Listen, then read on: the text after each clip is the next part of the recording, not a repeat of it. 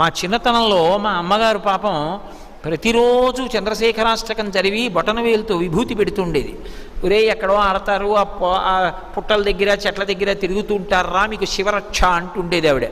చంద్రశేఖరాష్టకాన్ని ప్రతిరోజు ఇంట్లో ఎక్కడ చదువుతారో అక్కడ పిల్లలకి రక్షాకవచం ఏర్పడుతుంది, పిల్లల మీదకి ప్రమాదాలు పొంచి రావు. అందుకే మార్కండేయుడు నన్ను రక్షించమని అడగలేదు, నేను శివుడి పాదములు పట్టుకొని ఉండగా నువ్వు నన్ను ఏం చేస్తావని అడిగాడు.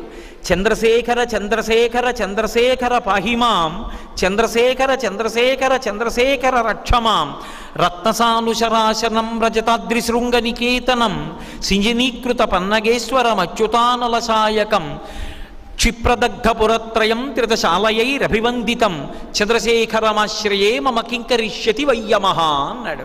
చంద్రశేఖరమాశ్రయే, నేను చంద్రశేఖరుణ్ణి ఆశ్రయించి ఉన్నాను.